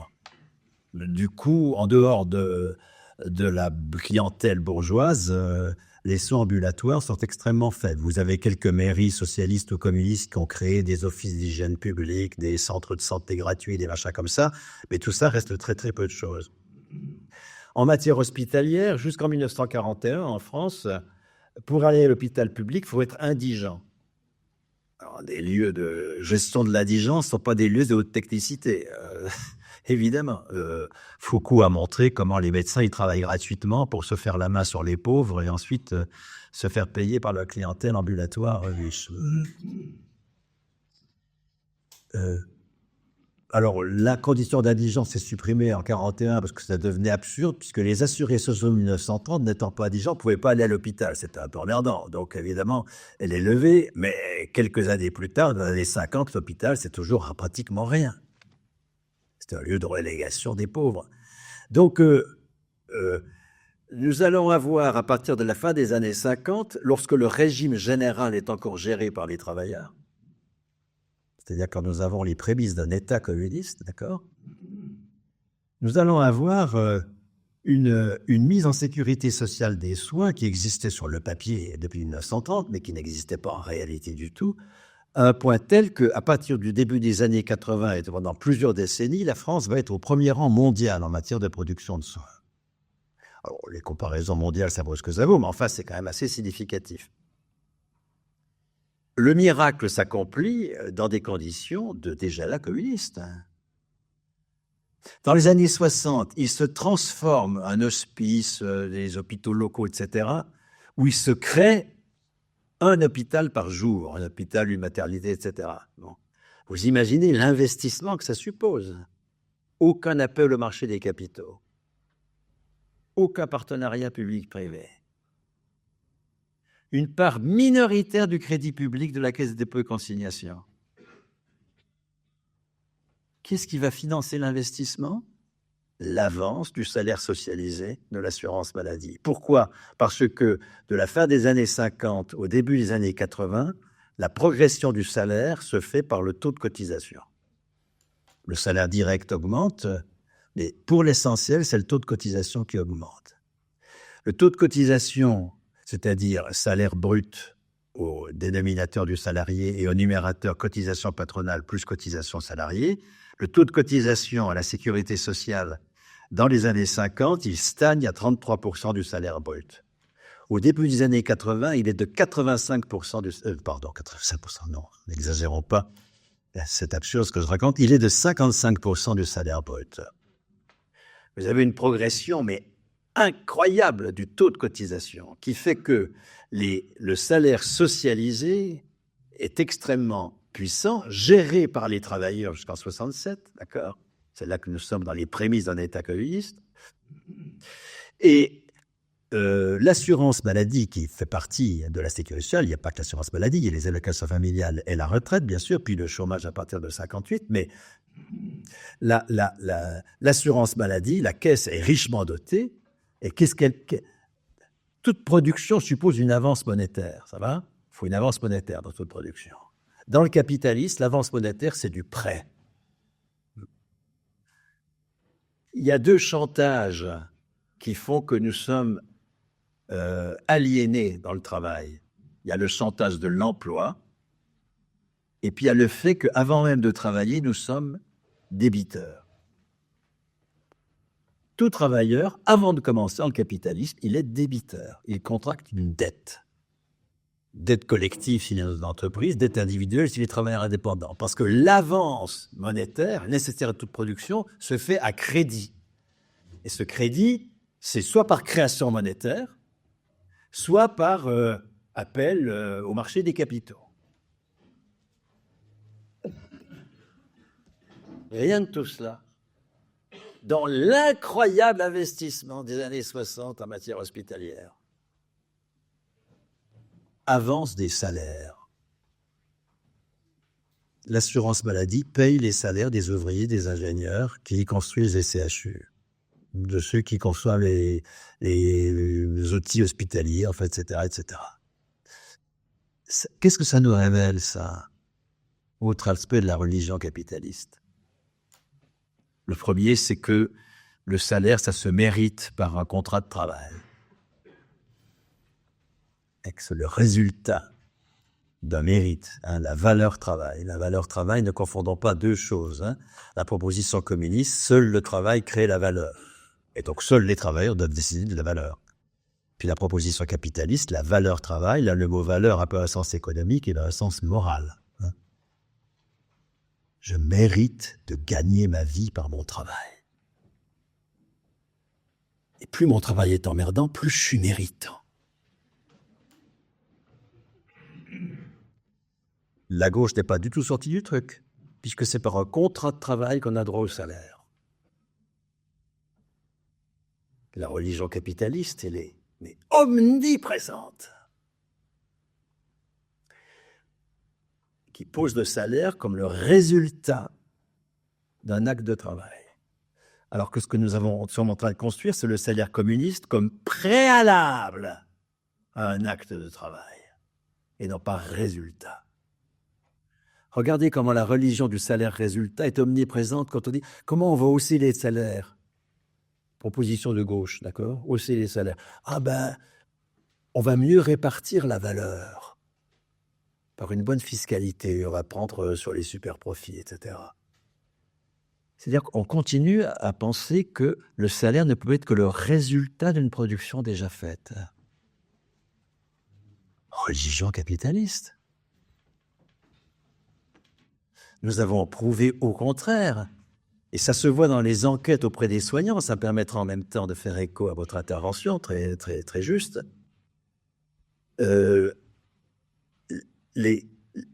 Les enquêtes auprès des soignants dans les années 70-80, c'est que du bonheur. Vous comprenez, les soignants travaillent pour soigner, c'est incroyable.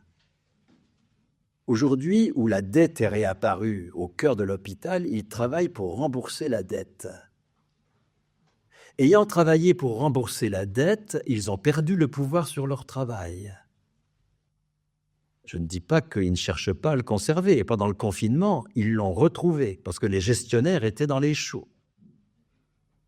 Le directeur de la PHP, Martin Hirsch, directeur des hôpitaux de Paris, était en train d'écrire un bouquin, je sais pas quoi, Le cri du nénuphar ou un truc comme ça, qui est paru en août 20. Il fallait le temps d'écrire un bouquin quand on n'était pas trop de la PHP, hein, d'accord. Pendant le confinement.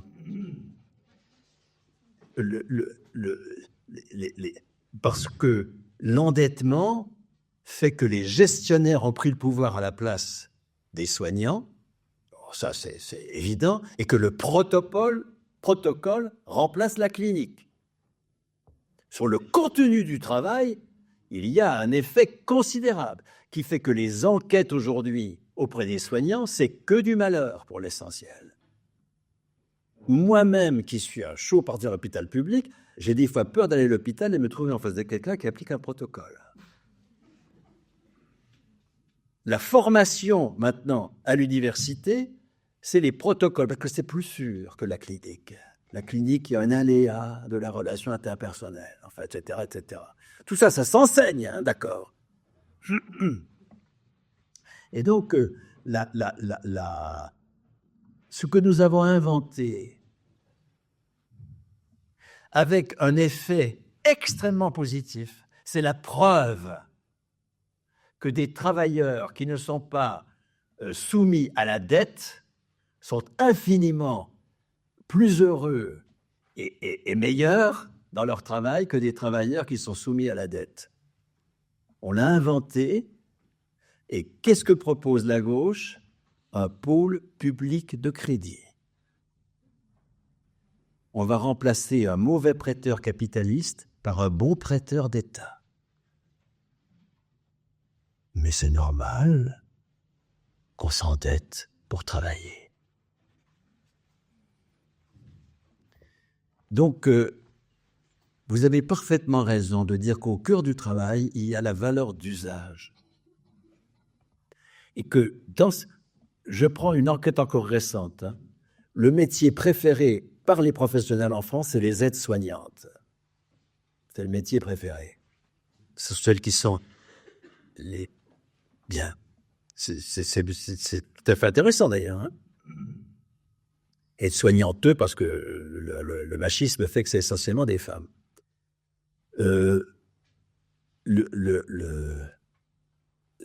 Et ces femmes sont effectivement, comme vous le dites, porteuses d'une aspiration à un travail concret et qui soit pertinent. Sauf qu'elles ont 6 minutes pour faire les toilettes. Et qu'il y a une maltraitance incroyable aujourd'hui à l'hôpital et dans les EHPAD, que je n'applique pas du tout aux soignants, évidemment, hein, mais qui vient de deux choses. Premièrement, que l'avance à crédit a remplacé l'avance des salaires, alors que nous avions fait la démonstration que la seule avance nécessaire pour une production, c'est l'avance des salaires. Vous voyez, ça veut dire le salaire communiste, c'est bien du salaire. C'est du salaire qui est préalable et non pas résultat. Et c'est du salaire qui se substitue au prêt. Nous sommes libérés et du marché du travail et de la dette, qui sont les deux institutions majeures par lesquelles la propriété capitaliste survit. Donc,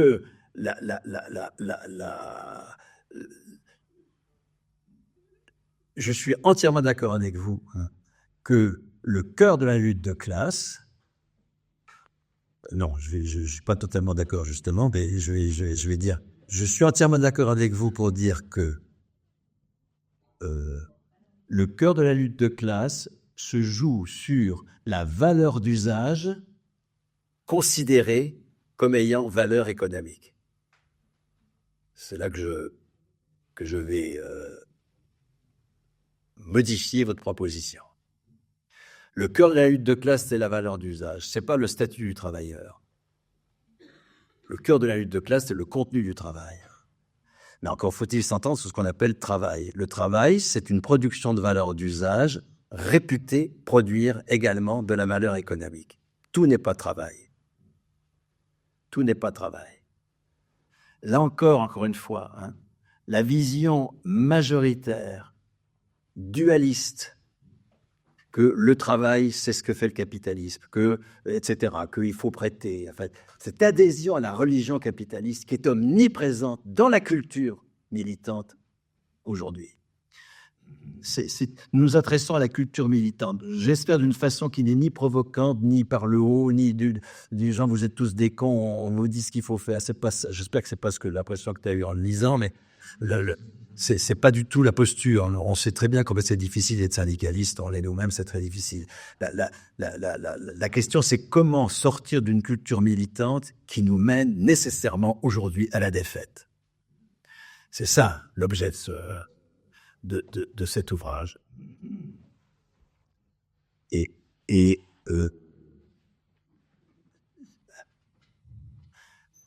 À poser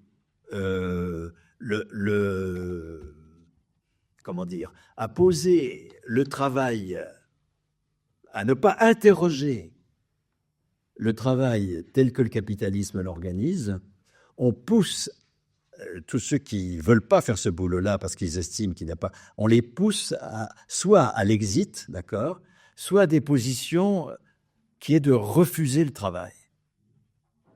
Alors, on refuse le travail en disant que tout est travail. Si vous dites que tout est travail, c'est que vous refusez le travail. Tout est travail, c'est-à-dire quand je sirote un café avec des copains, je constitue du lien social, donc c'est du travail. Tout est travail, donc tout mérite un revenu lié à la personne. Là, nous sommes entièrement dans les effets désastreux d'une culture syndicale qui génère chez ceux qui voient bien que ça marche pas des réactions en faveur du revenu de base comme attribut de la personne, parce que c'est-à-dire qu'on continue à fonder le droit au salaire sur le fait qu'il y a du travail, donc on va appeler travail absolument tout pour dire que tout le monde a droit au salaire. Vous voyez, nous sommes là dans la soupe complète, chez Bilondo, chez des tas de gens. Mais non, nous sommes responsables, avec notre culture syndicale, qui génère ce genre de fuite en avant. Faute d'une approche dialectique. Bien sûr que non, que tout n'est pas travail. Nous sommes maintenant extrêmement conscients que le travail ne peut s'exercer que, c'est le beau magnifique de Marx que je suis en train d'oublier. Non, mais ça... Enfin, quand... j'ai oublié le mot, tant pis. Mais il est magnifique. Bon. La personne qui m'a interviewé avant, c'est le nom de son podcast. Comment il s'appelle? Je sais plus. Bon. C'est un terme médical aussi, la façon dont nous gérons toutes les relations. Oh zut, mince. Bon, il est clair que le travail, et on voit bien par exemple combien le travail agricole aujourd'hui, c'est de la folie furieuse puisqu'il tue les vivants non humains, d'accord Vous avez trouvé le mot? Nous, on essayait, mais on profite pour dire qu'il va falloir passer à d'autres questions. Ouais. Oui, donc ma réponse est trop longue, mais nous savons maintenant, on a renoncé aux espèces de surplomb prométhéen absurde par rapport aux vivants non humains. Nous savons que les vivants non humains contribuent évidemment à notre travail, que l'autre que vivant est également quelque chose par lequel nous ne pouvons pas avoir un surplomb extractiviste, etc., etc.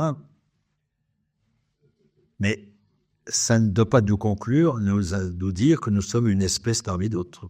Moi, je ne me considère pas comme une espèce vivante parmi d'autres. Nous avons un rapport réflexif aux vivants autres qu'humains et aux autres que vivants qui est sans commune mesure avec quelque autre espèce que ce soit.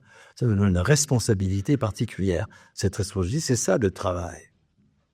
Et le travail, c'est lorsque nous exerçons cette responsabilité.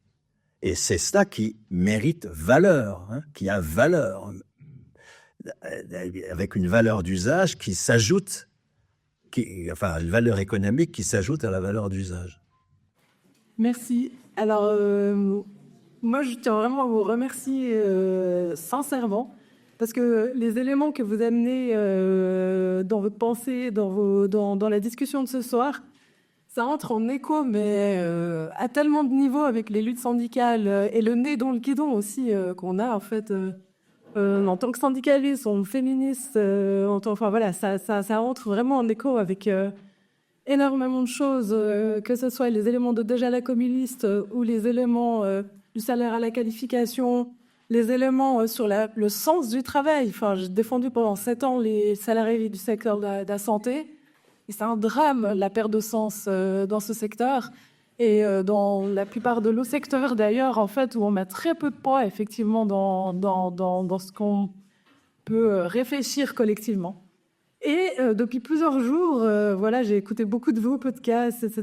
Et il y a une chose qui me taraudait, c'est que au collectif d'agri-féministes en Suisse, un des éléments qui nous questionne beaucoup aujourd'hui, c'est le travail reproductif. Et du coup, je me demandais comment vous l'intégrez aussi dans cette pensée. Ça m'est apparu aujourd'hui qu'en fait, le salaire à la qualification permet en quelque sorte de donner un contexte sans doute favorable pour sortir justement de la division genrée du travail, où on assigne essentiellement aux femmes, non pas en tant que catégorie naturelle, mais en tant que catégorie sociale, où on assigne du coup ce travail reproductif. Voilà. Mais j'aimerais quand même vous entendre, parce que pour moi, c'est pas très clair comment le travail reproductif aussi dans tout ça, qui constitue vraiment un schéma d'exploitation encore supplémentaire pour les femmes, comment vous l'intégrez dans la réflexion aussi. Et merci. Bon, vous la connaissez sans doute, mais Maud Simonet serait une meilleure interlocutrice que moi. Je me guéris progressivement, hein, mais c'est long de sortir du machisme. Je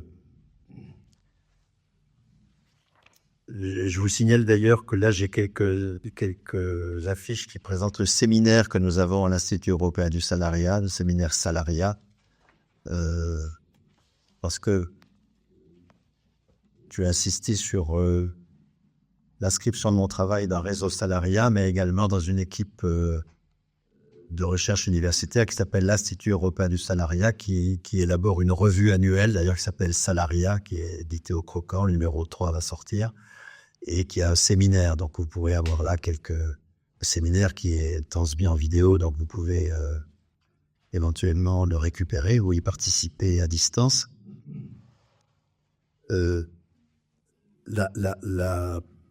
Là où j'en suis pour le moment, hein, mais c'est assez balbutiant, on va dire, c'est que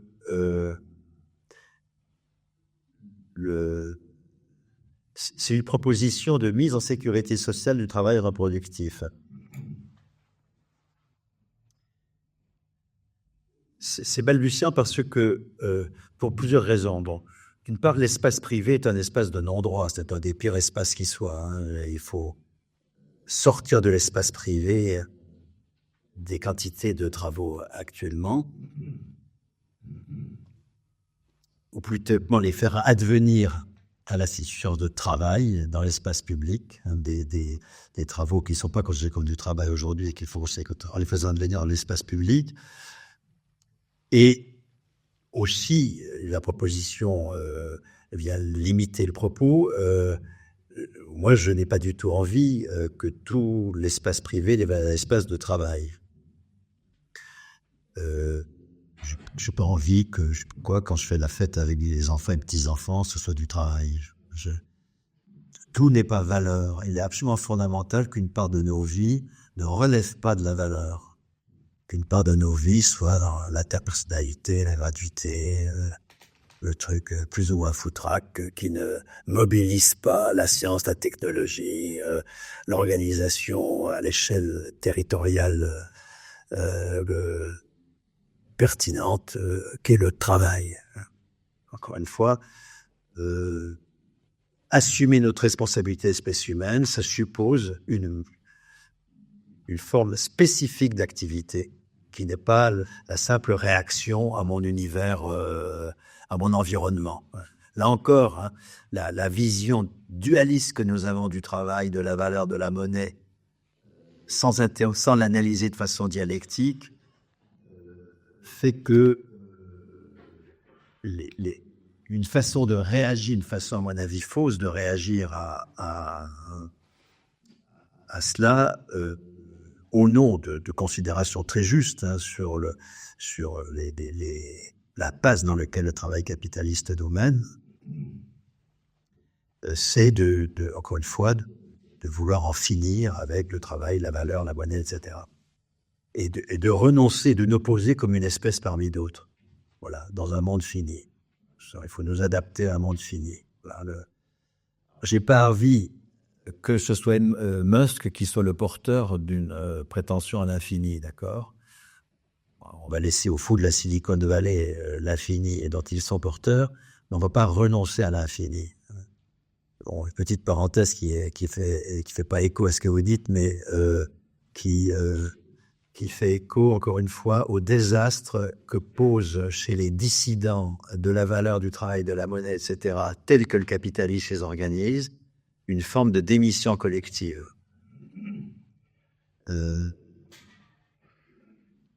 Évidemment que nous avons un infini à construire en tant qu'espèce humaine, mais moi j'y réfléchis avec des collègues géographes qui réfléchissent sur l'agrobusiness, comment sortir de l'agrobusiness. Sortir de l'agrobusiness, ça suppose un apprentissage infini de rapport au vivant non humain.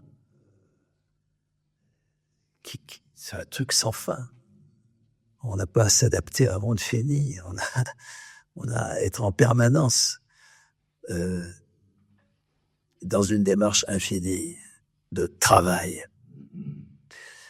Donc, mais il faut qu'une partie de nos vies échappe à cela. Moi, j'ai pas envie d'être en permanence dans l'infini du travail, d'accord ? J'adore être dans l'infini du travail, mais je veux pas que ce soit en permanence. La proposition que j'ai faite dans le bouquin pas dans celui-ci, mais dans le bouquin avec Lordon, mais que j'avais rédigé avec des collègues du groupe femmes de Réseau Salariat, est la suivante. Mise en sécurité sociale du travail domestique au sens où la partie de leur travail de reproduction que les couples... il y a une façon de sortir de cela qui est la décohabitation, bon, ça bien sûr, mais à supposer qu'on ne choisisse pas la décohabitation, la partie du travail que les couples ne souhaitent pas effectuer dans l'espace privé, on peut créer une sécurité sociale du travail reproductif avec une solvabilisation de l'appel à des entreprises de travail reproductif, mais dans lesquelles il faut absolument qu'il y ait une parité absolue hommes-femmes, sinon on va déléguer tout ça aux femmes, on continuera à le faire. Hein. C'est pour ça que je suis contre le salaire féminin, par exemple. Hein.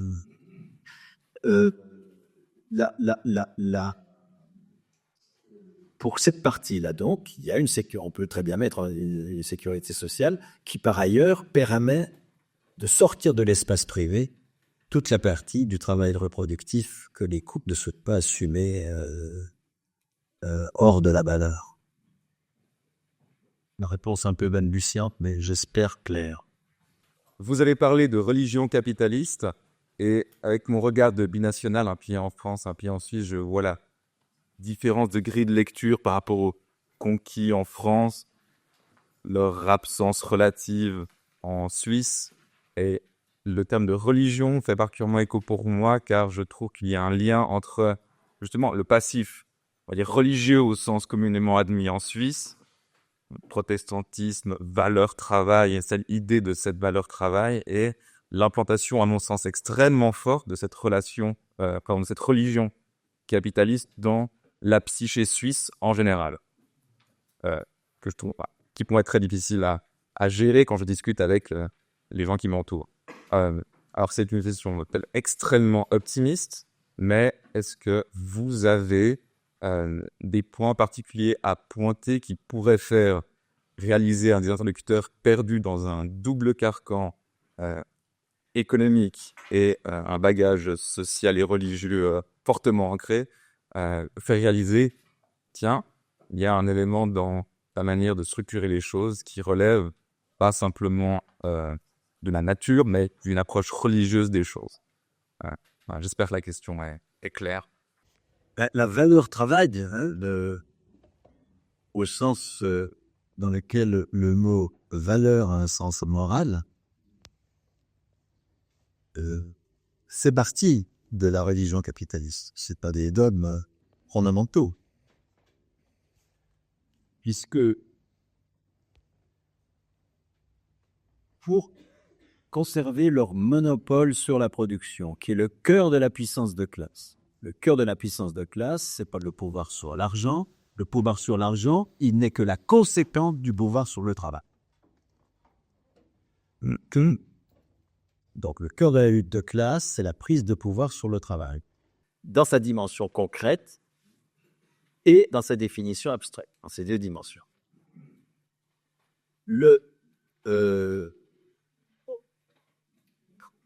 Ah oui.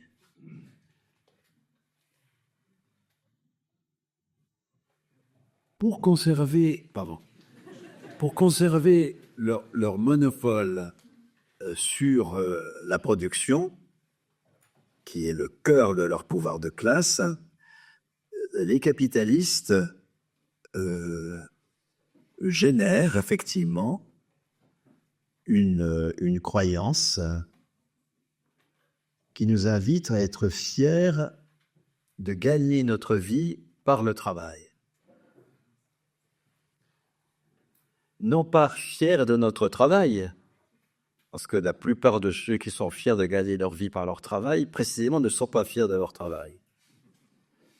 Et c'est parce qu'ils ne sont pas fiers qu'ils se consolent en disant « au moins je gagne la vie par mon travail ». Et puis ce salopard d'allocataire ou d'immigré, lui, il ne le fait pas. Est-ce que vous avez lu le bouquin de Michel Feher, Producteur et parasite? Je crois qu'il est extrêmement important de bien voir que la montée de l'extrême droite en Europe, elle s'appuie sur des convictions qui sont très largement partagées. C'est pas un truc un peu comme ça exotique, matinée de racisme. C'est beaucoup plus profond que cela. Donc, le racisme, c'est très profond, évidemment. Mais qui est la conséquence, finalement, de ce qu'énonce Michel Feher de façon, à mon avis, très convaincante. Là, au cœur de la proposition d'extrême droite, il y a la méritocratie du travail. Les producteurs produisent de la valeur et des parasites leur piquent. Et ces parasites, il faut les éliminer. Alors, il y a des parasites d'en haut et il y a des parasites d'en bas. Là où le racisme intervient, c'est qu'effectivement, les parasites vont être désignés par des caractères de classe, mais de race. Excusez-moi. Donc, ça va être la Banque juive internationale. Ça, c'est les parasites d'en haut. Le cosmopolitisme, vous voyez, contre le capital national, qui nous pique la valeur que nous produisons. Et puis, les parasites d'en bas, c'est tous les racisés venus de l'Empire colonial, dans une nation aussi impérialiste que la France. C'est peut-être différent en Suisse, et pour la France, c'est extrêmement pertinent. Au cœur de cette proposition d'éradiquer les parasites. C'est pour ça que moi, j'ai prononcé parfois le mot parasite, en disant les prêteurs sont des parasites, je ne le prononce plus. Je suis guéri du truc depuis que j'ai dû faire, d'accord? Je laisse ça le mot au Front National, au Rassemblement National. En général, dans tous les pays du monde, quand l'extrême droite approche du pouvoir, il n'y a plus de parasites d'en haut. Il n'y a plus que des parasites d'en bas. On l'a très bien vu dans la campagne électorale du Rassemblement National. En juillet, brusquement, il n'y avait plus de parasites d'en haut. C'était fini. Il n'y avait plus des parasites d'en bas. Mais ça, dans tous les pays du monde, c'est comme ça que ça se passe. Or, qu'est-ce que nous préconisons dans une proposition de gauche? Que les travailleurs retrouvent la valeur qu'ils ont créée. Qu'ils ne soient pas volés. Alors, on va citer sur les parasites d'en haut, d'accord? Vous avez un bouquin de Frémont, Vincent, qui les parasites, je ne sais plus quoi, les parasites du capital, je ne sais plus comment ça s'appelle. On est volé. C'est le cœur. Le cœur, c'est la répartition de la valeur. C'est pas sa production. L'enjeu de la lutte de classe, c'est de mieux répartir la valeur. Alors que l'enjeu de la lutte de classe, c'est de produire une autre valeur.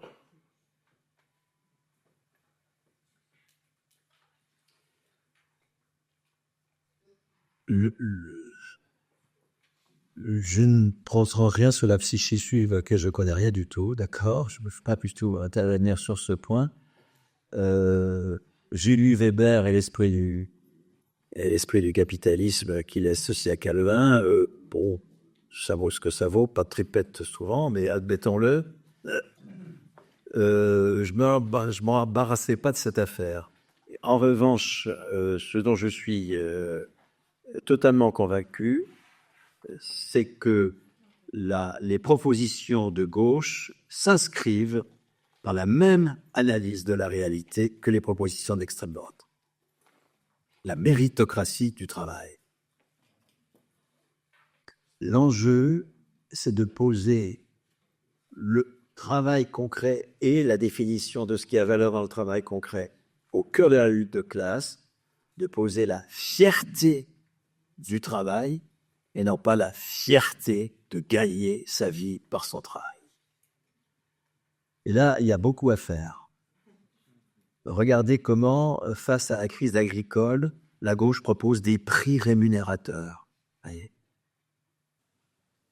il faut que les paysans gagnent leur vie par leur travail. On n'en sort pas. Finissons-en une fois pour toutes avec le cœur de la religion capitaliste qui est la valeur travail.